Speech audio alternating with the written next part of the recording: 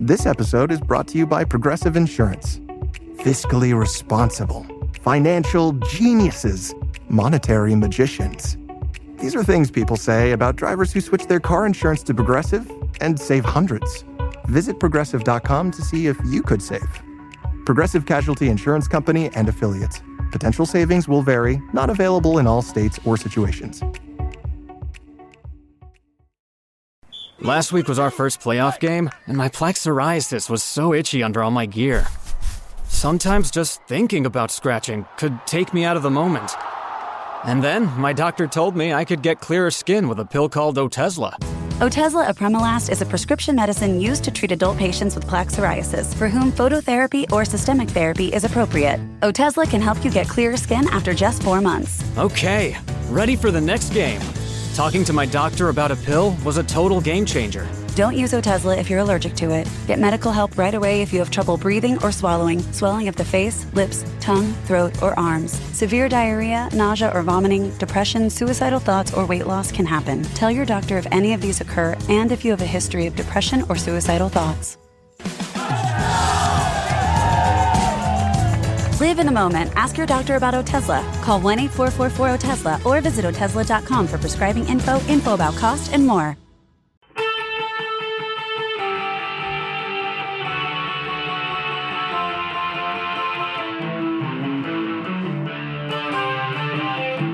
This is the Daily Blast from the New Republic, produced and presented by the DSR Network. I'm your host, Greg Sargent.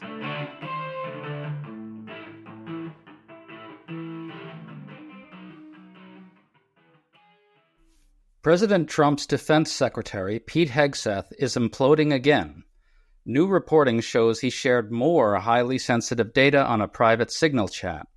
One report says that the White House has formally started the search for a replacement for Hegseth, and a former chief Pentagon official tore into Hegseth's tenure, calling it a full-blown meltdown. That latter development prompted a furious response from Donald Trump Jr., who declared that former chief spokesperson exiled from the Trump movement, and other MAGA figures raged at Hegseth's opponents as well. Yet such bullying and threats aren't working. The first Republican, Congressman Don Bacon, has basically called for Hegseth to step down. We think MAGA isn't thinking this one through. It's plainly obvious that Hegseth is profoundly incompetent and utterly unfit for this job. So go ahead, defend him all you want. You will only be defending something much worse later. We're gaming all of this out with Juliette Kayyem, a former national security official in the Obama administration who's been commenting shrewdly on this whole mess all along.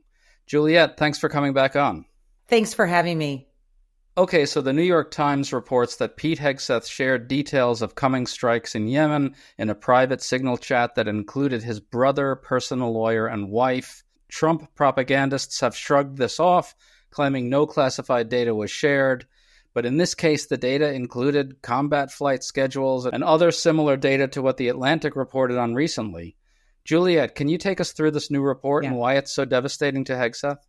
It is inconceivable why the details of particular strikes, timing, location, anything of that operational detail should go outside the Pentagon at all. And even a normal mission like this, you wouldn't even have the comms people at the White House on a sort of minute by minute. So there's a lot of, Hegseth, I think, wanting to show off. I think there's really no other explanation for it. I've got the details.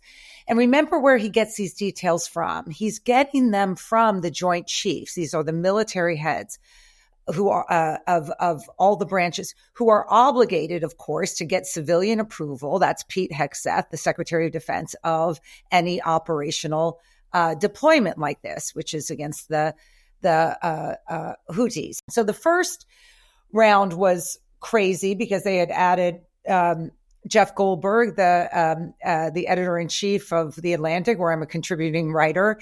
This most recent drop clearly is coming in the context of a complete meltdown at the Pentagon. It follows the firing of senior leaders around Secretary Hegseth, including chief spokesperson, deputy chief of staff, just a whole bunch of senior people, MAGA people, who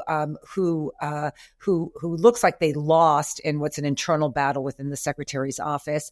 And basically, you just have an office that is on fire and disassociated from reality.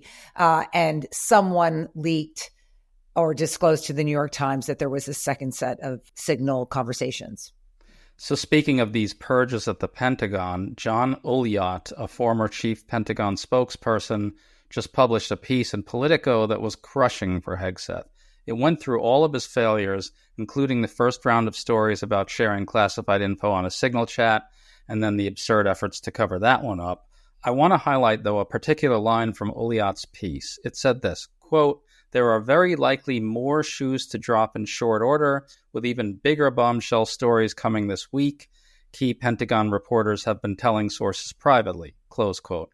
Juliet, this is the thing I keep coming back to. Is there any planet on which this doesn't get worse, much worse, politically for Trump over time? No, because Hegseth was unqualified to run the Pentagon. The Republican senators knew he was unqualified.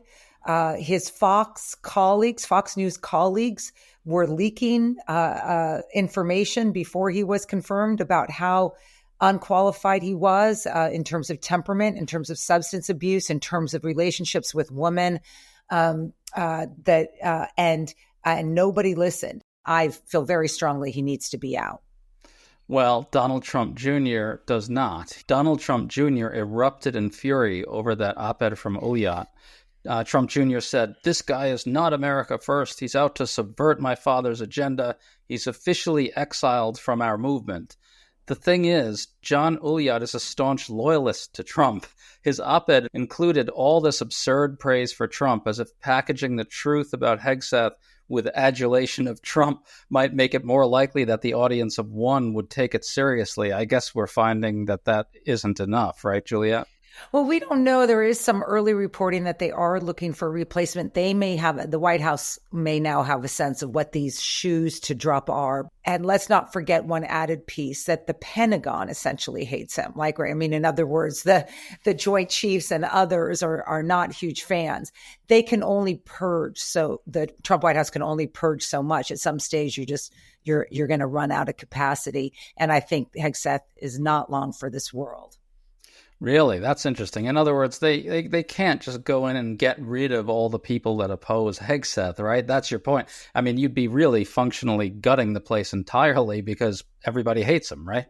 Yes, that's exactly right. I mean, you see this a little bit, or just starting right now with the Secretary of Homeland Security, Kristi Noem, who was at least a governor before she was appointed, so had management experience, but has been doing, weird videos, sort of sexualized videos in front of prisoners in El Salvador, and doesn't seem to have a great management of the department's equities. And news is being reported today that her purse was $3,000 in cash was stolen at a DC restaurant, which is just not even funny because she is the Secretary of Homeland Security. I want people to understand how, I know there's this whole Doge thing and efficiency and only our people should survive. I just want to give a sense of the numbers, because this was one of the best lessons I ever learned as a political appointee.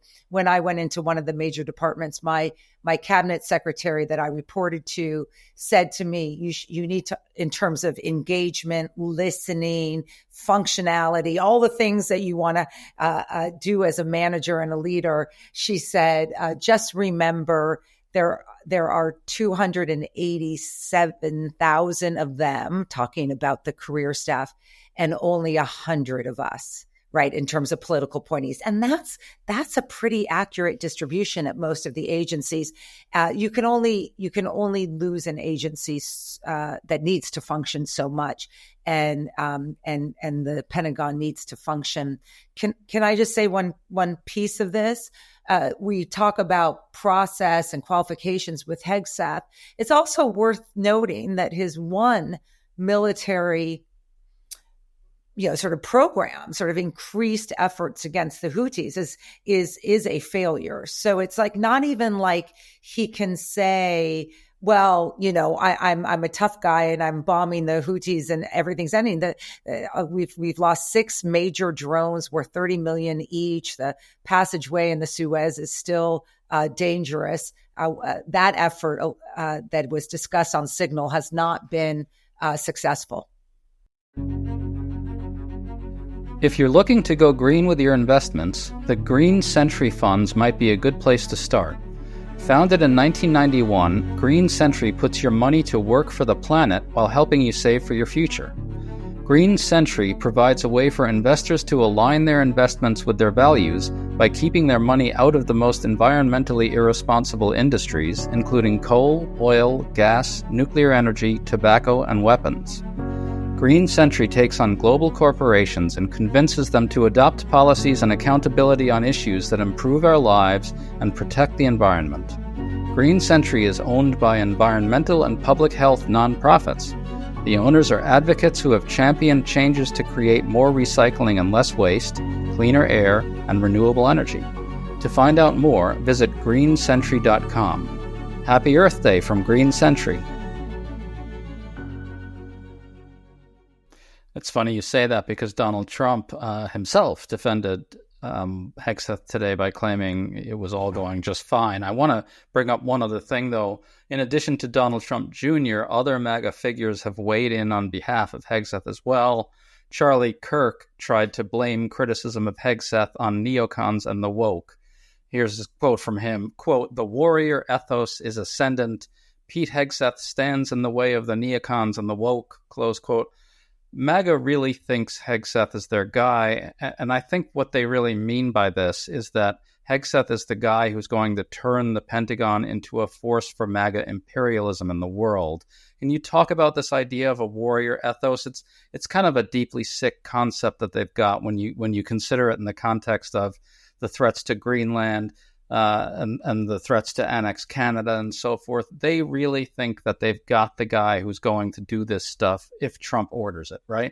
That's exactly right. I mean, and let's not forget Panama or the homeland, right? Pete Hegseth's major deployment, his only major deployment so far has been the border.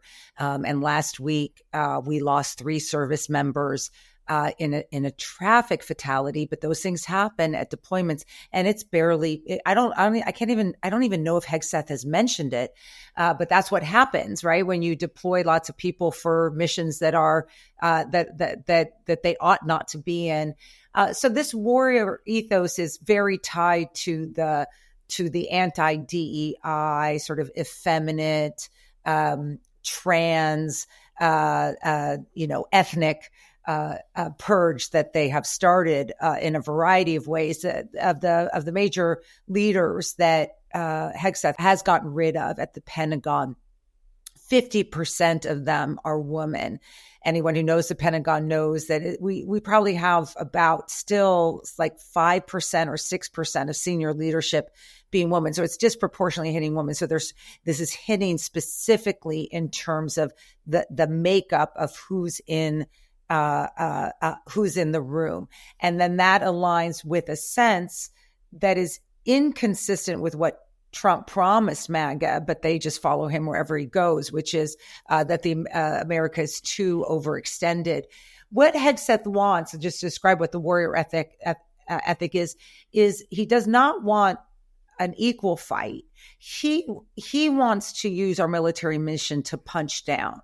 So they hide from Russia and Ukraine. They're gonna totally cave to China when at this stage it invades Taiwan, and but the punching down is easy, and that's basically their platform. Panama, Greenland, Canada.